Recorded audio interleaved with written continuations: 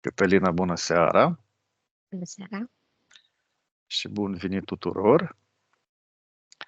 Astăzi ne-am adunat pentru a executa o sesiune de investigație pe o temă care Cătălina nu o cunoaște până când. Sper să vă fie interesantă și dumneavoastră, așa că o să mergem cu investigația înainte. Cătălina ia o poziție cât mai comodă pentru tine.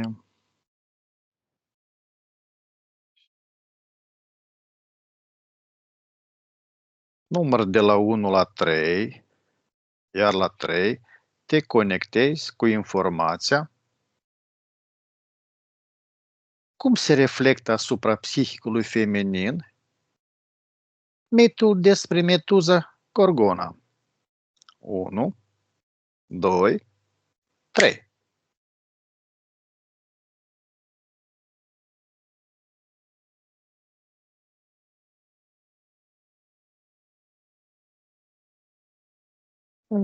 Fiecare dintre noi avem proiectat acest mit. Și imaginea m-a dus direct la acea acțiune, să-i zicem, din templul Atenei, când Meduza a fost violată.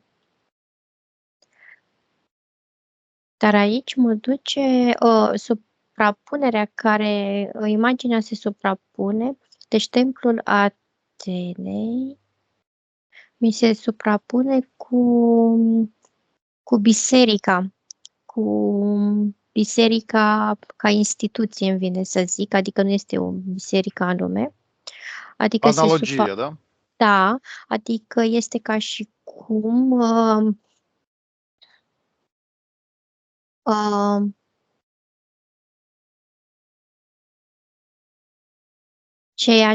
ceea ce s-a întâmplat acolo este rămas în subconștientul colectiv, în sensul că, indiferent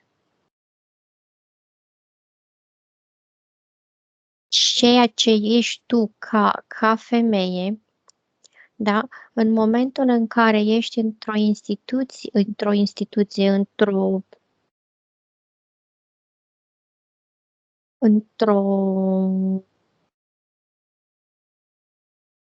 clădire, într-o dedicată unei divinități, acolo nu se ești ca și cum ai fi total abandonat acelei divinități, adică ceea ce se întâmplă într-o religie, într-un cult, este implementat atât de mult în mentalul colectiv ca femeia să fie neprihănită, să zic, în momentul în care se duce în acel lăcaș,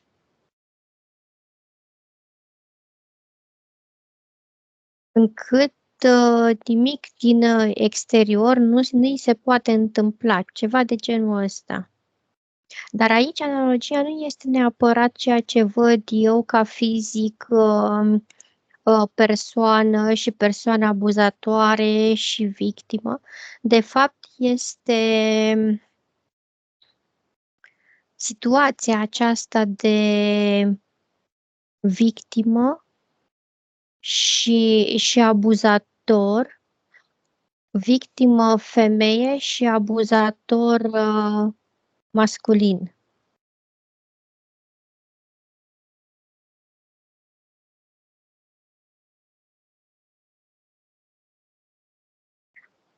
Adică victima femeie nevinovată și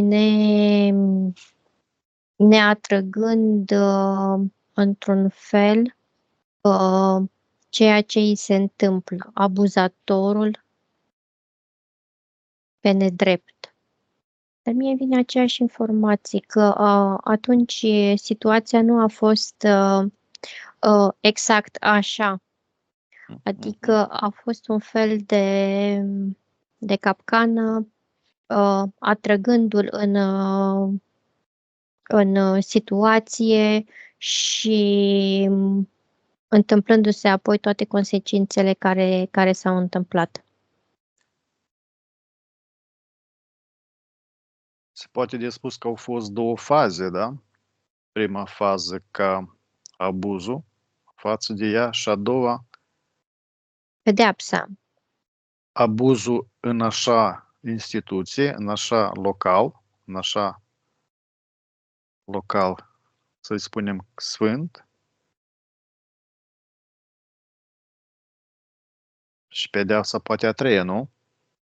Cum Da, vezi? pentru că a fost așa, zic, a fost pedeapsa fizică, da, a abuzatorului și apoi a fost pedeapsa divinității, să-i zicem, da?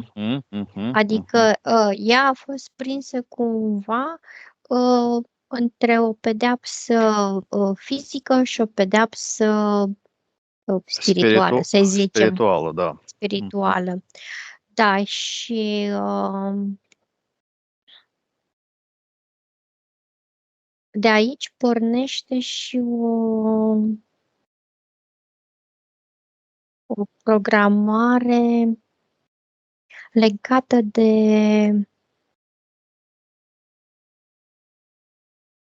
de un fel de refuz la nivel mental, în primul rând, a raportului sexual în partea fizică, să zic așa, de frica să nu fii pedepsit de divinitate. Da? Cred că este și în religie, în multe religii sunt, adică e cumva preluată și exploatată Vrei să spui că informația. s-au impus niște programe prin mit, s-au generat niște programe, Da, sunt generate programe. cu toate că nu au fost lucrurile așa cum sunt expuse în mit. Au Da, fost nu provocate are, doar. da, nu are importanță, adică ce a fost generat după aceea nu mai are importanță cât a fost adevăr sau nu. Care este, cum se reflectă asupra psihicului masculin acest mit?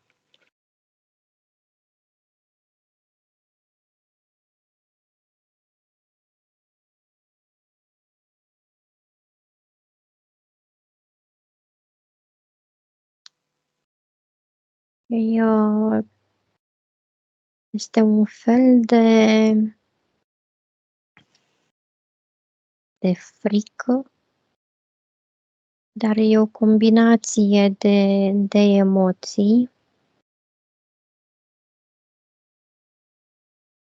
și în același timp, pentru că văd două situații distincte.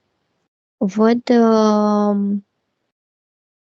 o situație în care bărbatul abuzează o femeie, iar atunci undeva în psihicul lui este această programare că femeia merită ceea ce îi se întâmplă și el nu are nicio vină pentru că ea a atras situația, ceva de genul a atras în în L-a provocat, da. situație, l-a provocat, iar apoi a spus nu, iar abuzatorul se simte îndreptățit să nu-i se refuze ce i s-a promis, să zicem așa.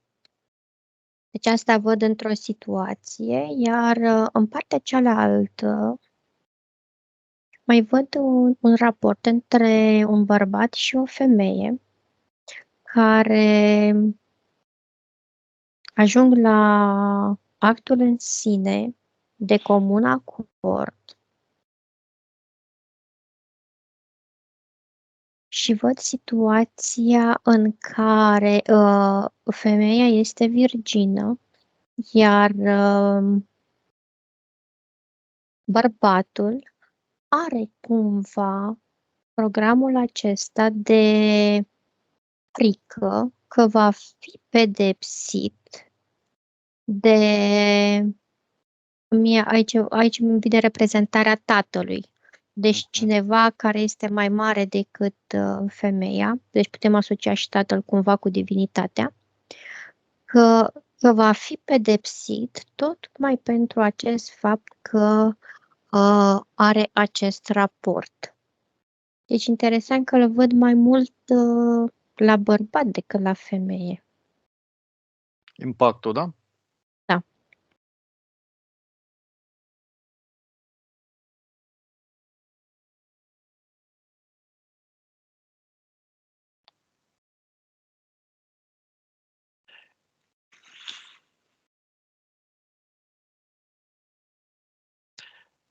Ce a fost care a fost scopul principal al acestei situații, acestui mit, pentru a dezbina raportul armonios dintre masculin și feminin?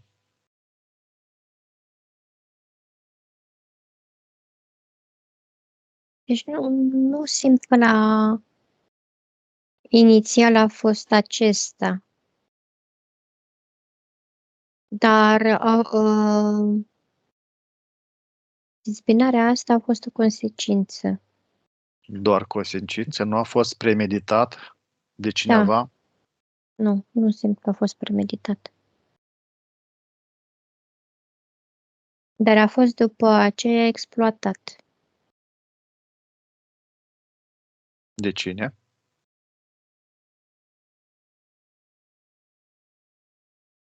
De cei care își doreau ca partea aceasta sexuală să nu fie cunoscută la adevăratul potențial pe care îl are.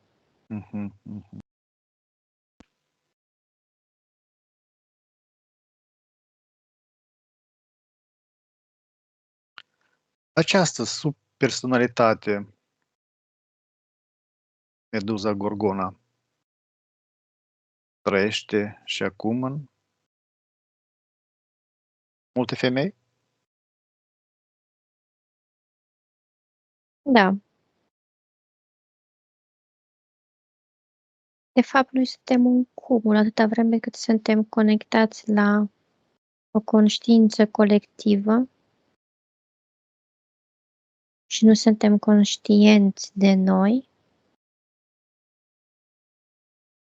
manifestăm tot ce există în acea conștiință de la începuturile începuturilor.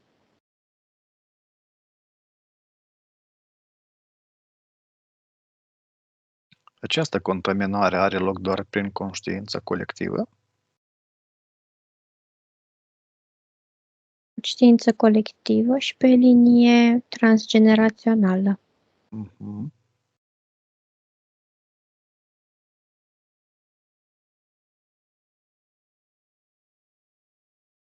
Putem spune despre o interferență sau o otrăvire cu această energie?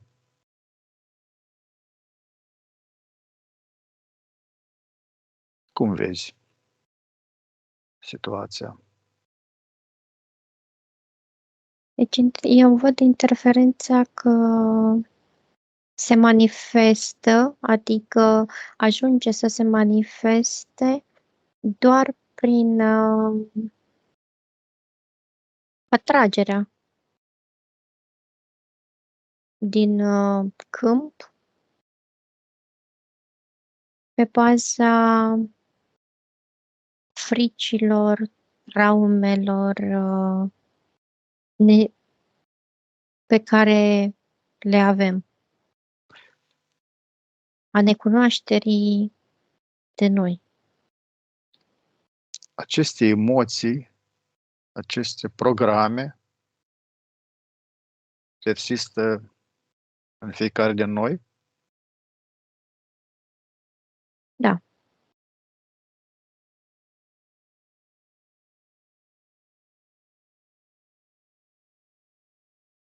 Merge lupta dintre masculin și feminin în fiecare din noi?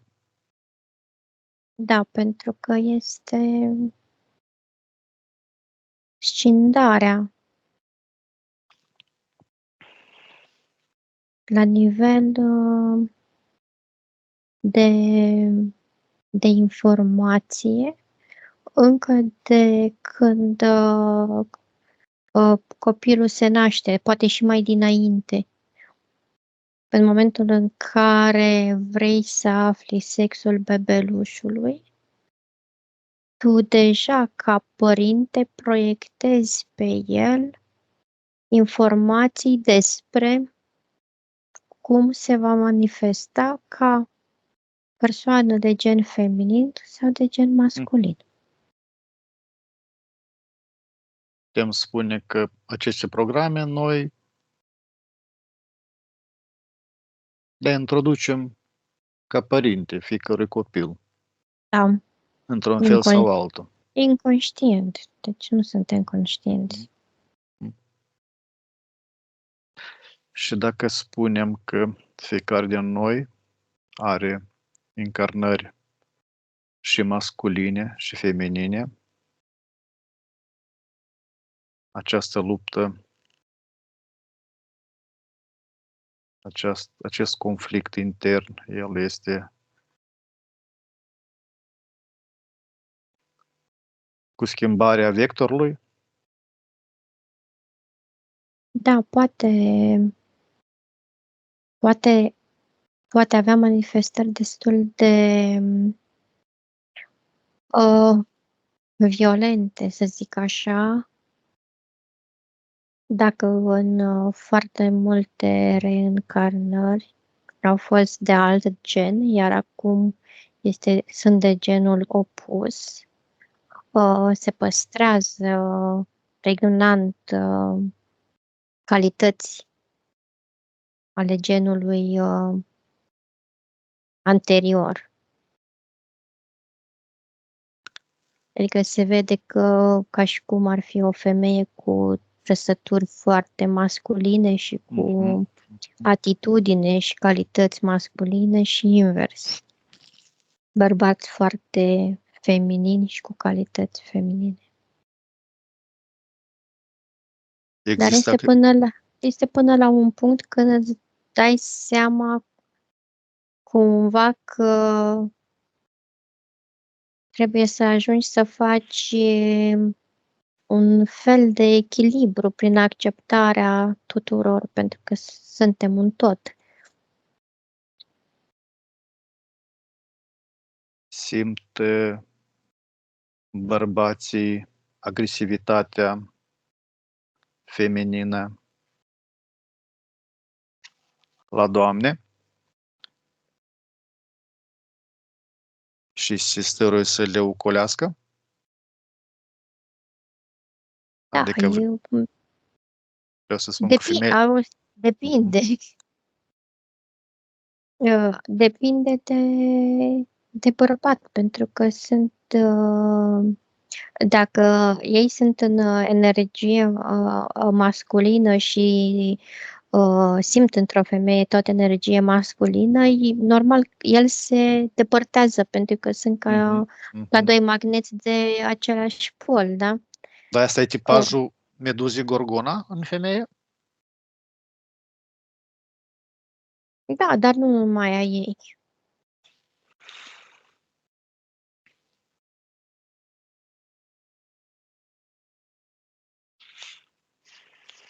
Pentru că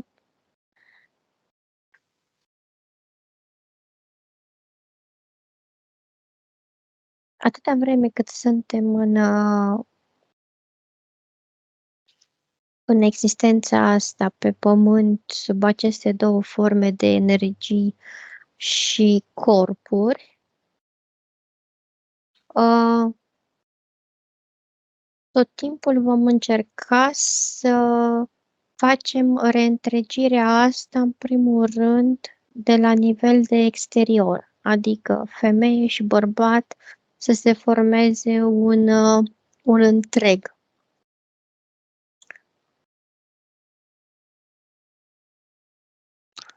Asta o simțim noi prin conștientizare? Sau asta este... Nu, asta îmi vine să spun că e un fel de... Așa venim toți Este o... pe pământ, pentru că și în regnul animal este același lucru. Mhm, mhm. Deci nu este doar la noi, la umani. Este o diferență dintre feminitate și feminism?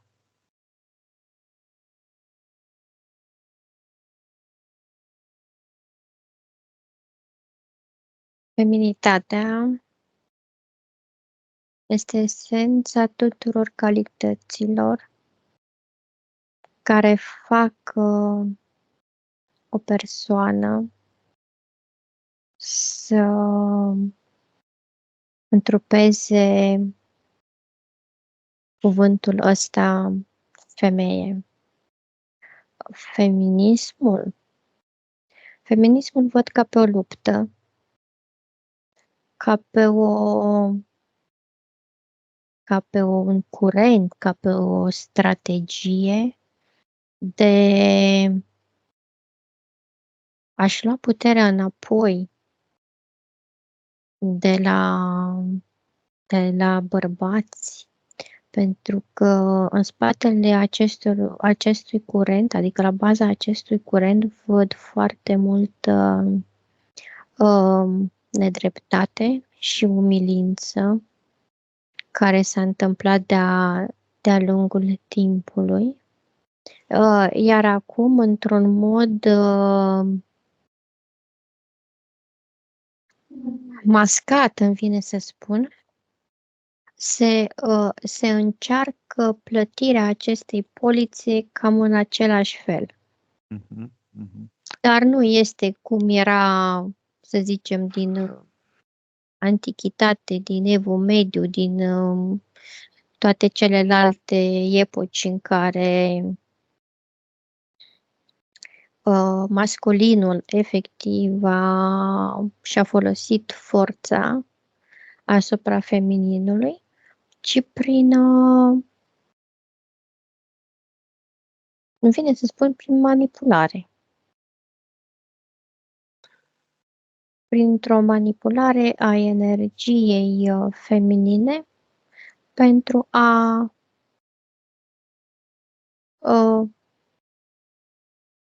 fi într-un fel superioare masculinului. Un fel de inversare a situației. A fost și asta o provocare a contaminării cu programe a meduzei Gorgona?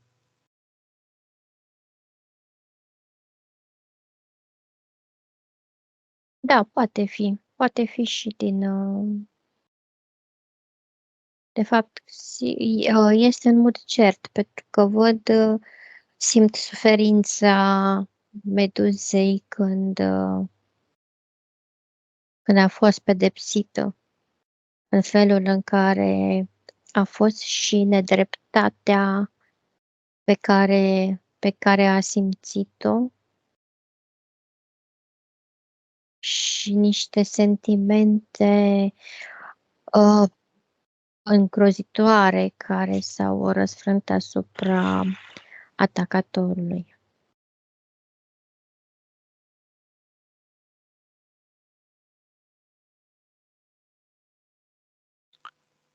Pseudo-suferințelor, nu? N-am înțeles. Pseudo-suferințelor Gorgone, nu? Nu, era o suferință reală.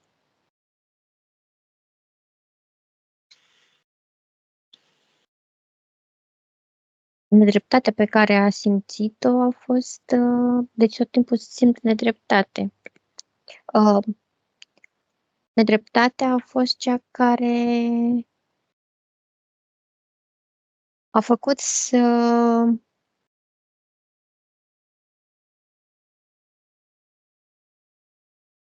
aibă atât de mare impact asupra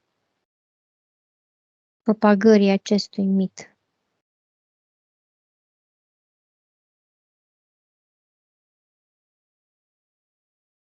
Pentru că în momentul în care tu ești bun, cum era ea înainte, și ți se întâmplă ceva rău, în mod normal, toată lumea susține pe cel căruia i s-a făcut nedreptatea.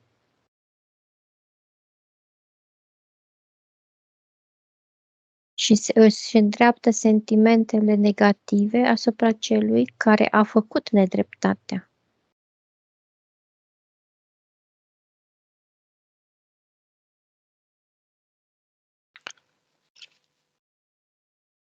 De ce cauză apare relațiile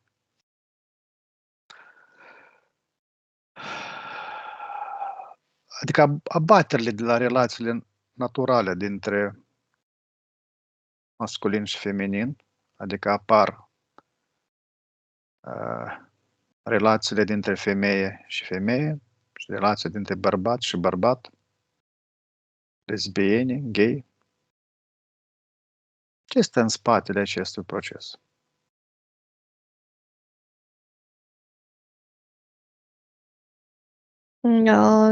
Depinde de la caz la caz, dar ceea ce văd eu este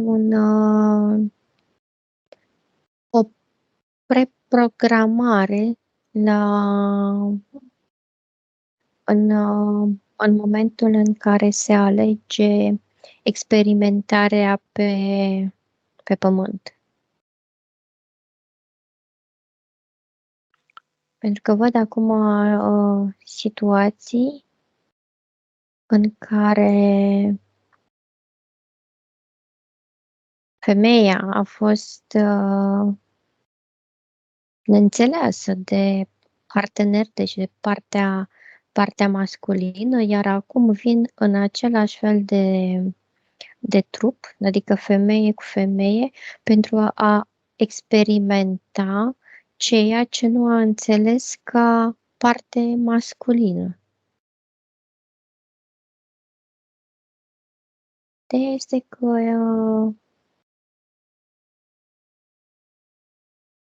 aceste cupluri, deși societatea le acuză și le refuză cumva dreptul de a-și trăi sexualitatea cum o simt, deci aceste cupluri sunt foarte naturale și firești în relația ca parteneri. Bilaterală, da? Da. Indiferent de ceea ce se proiectează asupra lor. Că nu este normal, că nu este firesc. Persistă și aici și contaminarea cu aceste programe, energii a Gorgonei? Aici eu nu văd, nu simt. Nu. Dar aceste programe sunt induse sau de cineva la încarnare sau este necesarul personală, Poate fi și. poate fi și. Mhm.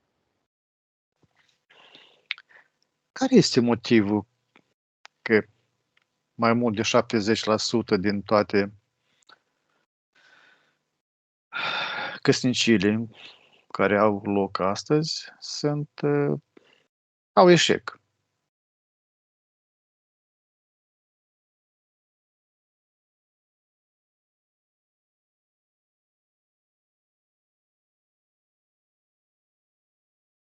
Pe de o parte este libertatea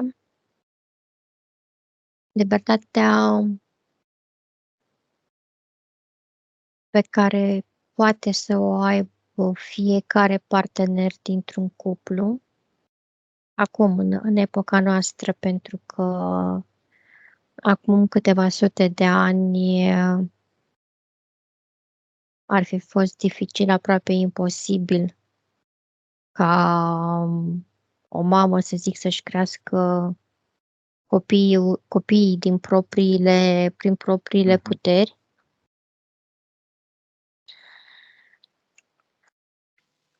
Și este și influența mediului și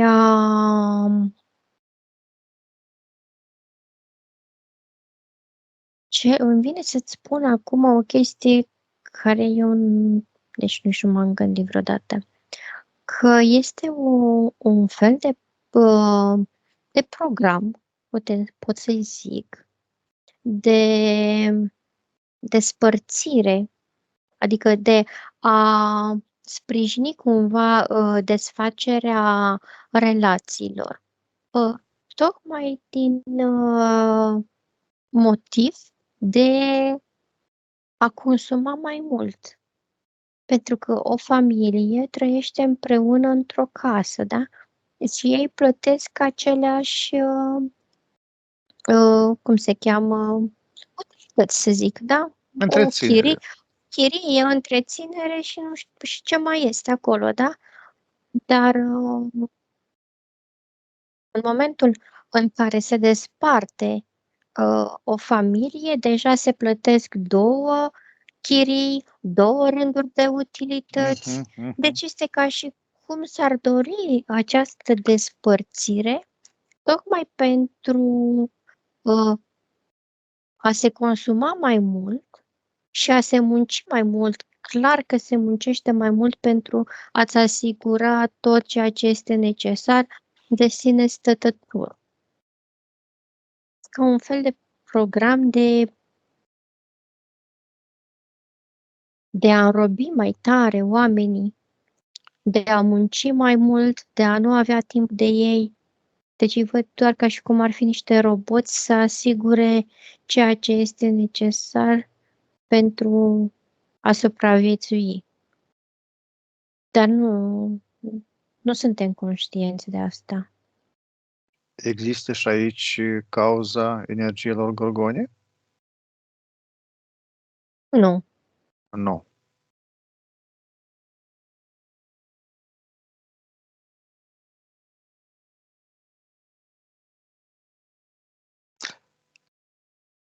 Lesbieni, gay, bisexuale, transexuale, homosexuale sunt niște programe induse.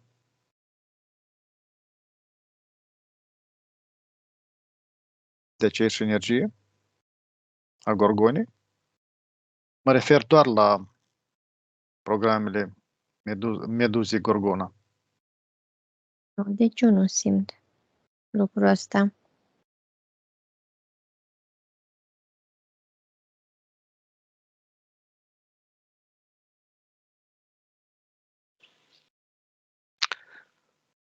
Cum ne putem purifica de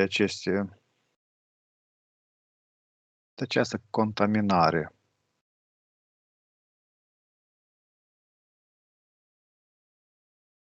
A bărbaților, a femeilor, de aceste energii, de aceste programe. Bine că nu e vorba doar de programele strict de la Vorbesc despre programele induse de acest mit. Îmi vine să spun că foarte mulți nu suntem conștienți de asta.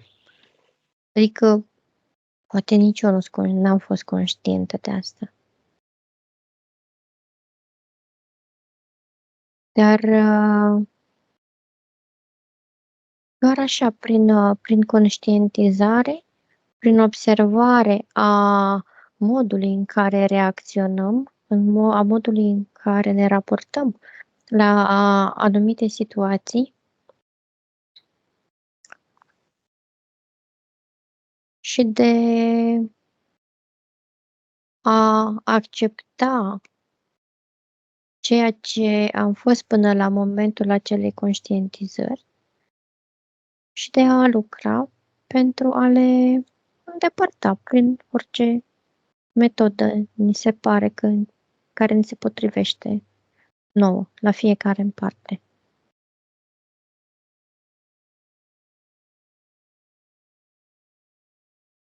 Putem transforma această agresivitate feminină-masculină într-o relație armonioasă pentru a mări potențialul de creație și realizare.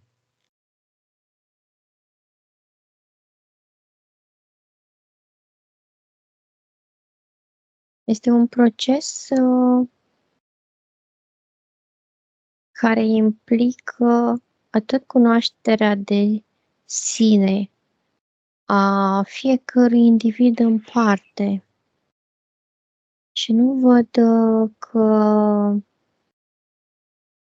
în momentul în care tu lucrezi conștient și cu scopul de a obține ceva,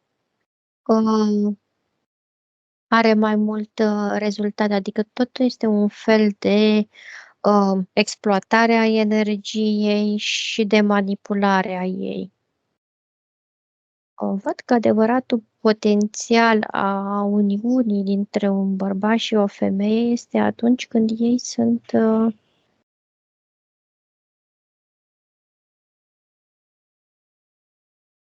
deschiși, curați și conștienți de energia fiecăruia dintre ei și de energia care se creează când sunt împreună.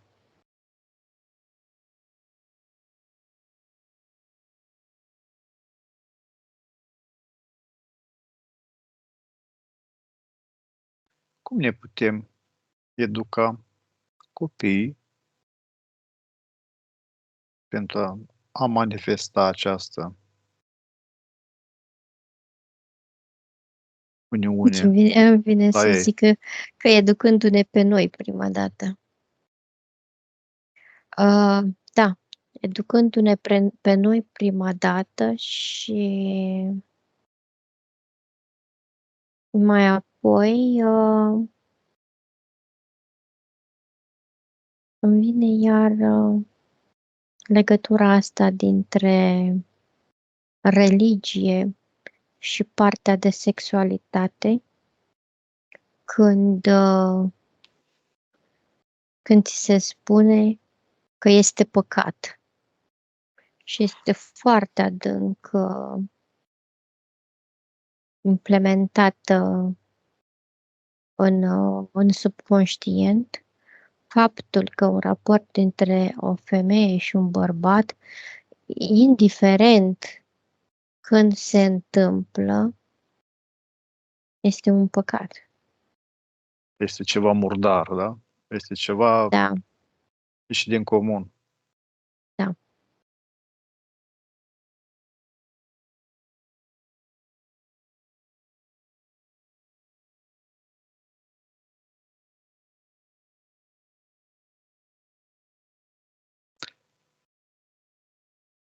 Ce cauză zilele noastre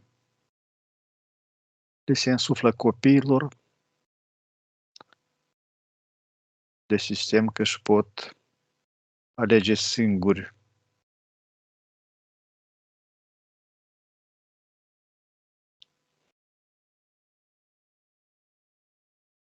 genul sau Deci văd o libertate care este greșit înțeleasă de către populație, mă refer, dar la nivel de instituții, de organizații,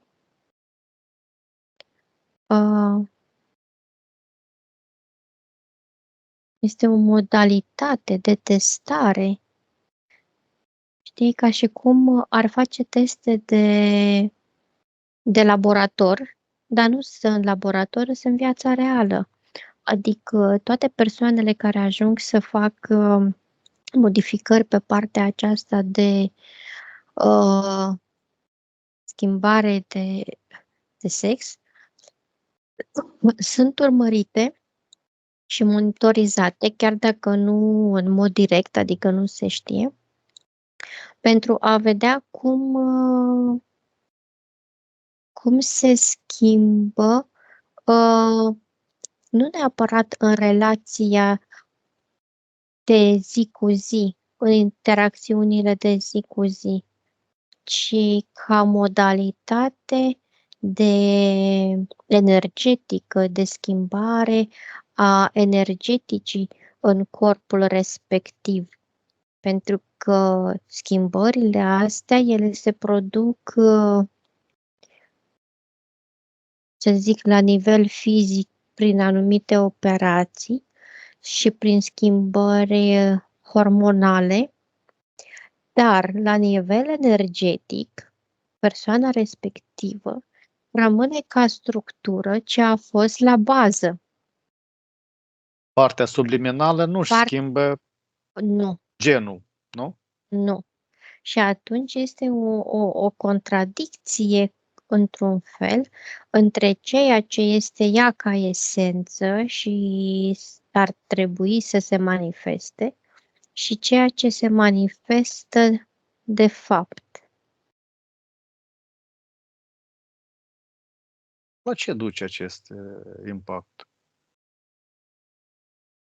Deci o majoritate îi văd foarte, dacă în primă fază sunt entuziasmați, după aceea cad într-un fel de depresie pentru că apare acest conflict de care ți-am zis mai devreme. Mhm. Văd foarte mulți care se sinucid pentru că nu se mai regăsesc nici în felul în care sunt acum.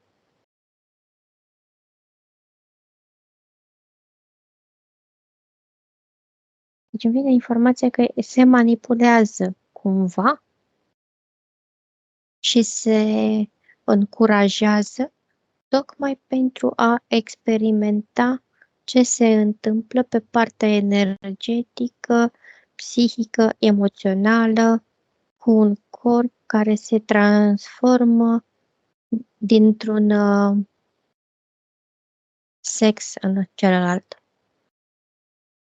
Vreau să zic că este un experiment la nivel, se poate spus, mondial, Da, în afara laboratorului. e în afara laboratorului, da. Dar el este sub supraveghere. Da.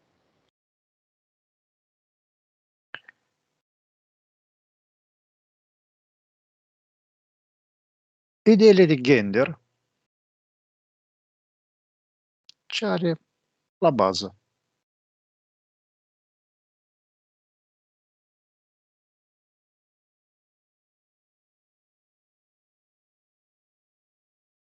Tot o destabilizare la nivel mental, mondial, a populației. Pentru că dacă această situație se implementează destul de adânc la nivelul conștiinței, peste câteva generații nu o să mai știm ce înseamnă femeie și bărbat, va fi un fel de nivelare, cumva la nivel de persoană. Și îmi vine să zic că reproducerea umană Este pusă sub întrebare, nu? e pusă sub semnul întrebării, da. Adică se merge spre reproducere într-un mediu asistat, adică într-un fel de uzine, într-un fel de fabrici. Reproducere artificială, da? Da.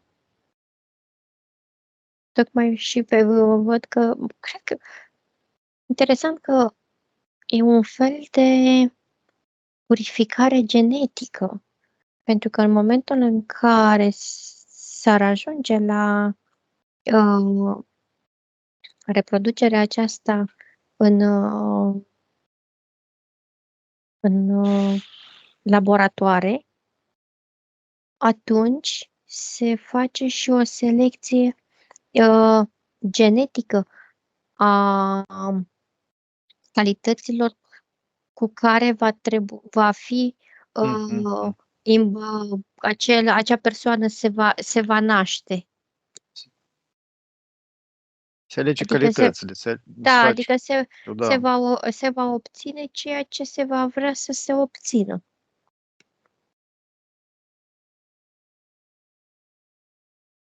Iar persoanele care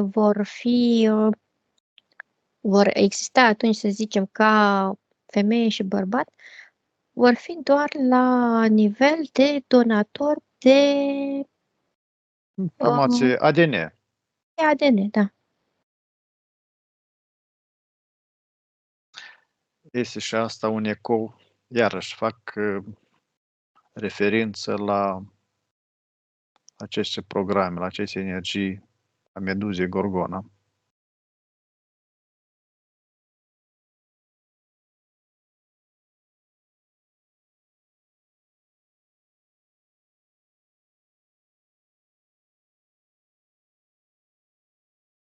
Câtă vreme cât este în subconștientul colectiv,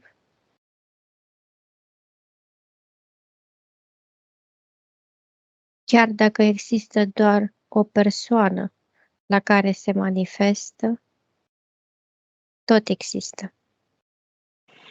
Dar nu este doar la o persoană.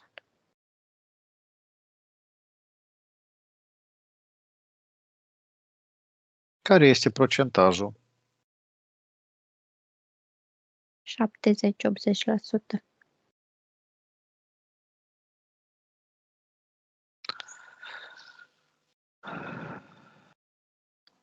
Cătălina. Am ajuns la finele sesiunii.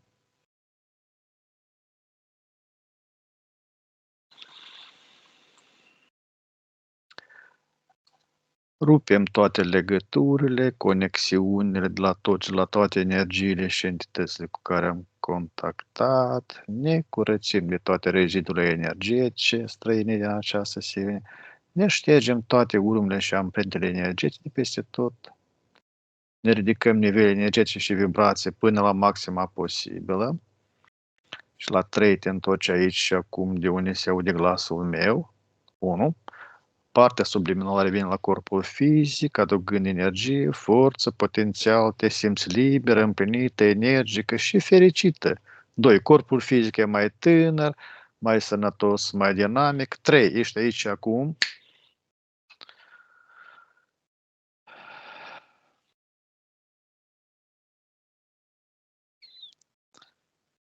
Cătălina, cum te simți? Da, interesant. Am hotărât să continuăm. Presupun că și-au pus întrebarea despre acest mit. Mai mulți, care este influența, care este impactul și am continuat să prelungim această investigație, fiindcă oricum am Am realizat-o împreună, dar am generat-o ca idee eu. Așa că îți mulțumesc mult că ai participat. Cum ai găsit investigația? Datele din investigație? Da, uite că sunt niște informații la care eu nu m-am gândit. La modul în care societatea, știi, poate fi manipulată Mhm. și fără să-ți dai seama, adică sunt niște lupte din astea la nivel de a fi feminin sau nu a fi feminin, că de masculin n-am mai auzit acum în ultimul timp, că zici că e pe cale de dispariție, știi? Și dau seama că, de fapt, în spatele sunt niște jocuri și noi mergem așa, Ne pe ducem, pilot automat, da. da, cu apa sâmbetei, da? Da, pe apă sâmbete o să mergem. Adică nu ne punem niște întrebări, știi, și bine, fiecare în dreptul lui, că să-și dea seama despre ce este vorba în toate curentele astea și toate manipulările care sunt. Cătălina, îți mulțumesc mult și mulțumim și celor care ne privesc sesiunile. Ne stăruim să le facem interesante și să răspundem la careva întrebări la care nu le putem răspunde, nu putem undeva citi sau nu le regăsim din alte surse. Ne luăm rămas bun. La revedere, vă așteptăm. Numai bine. Toate bune. Pe curând. Pe Pa, pa. curând.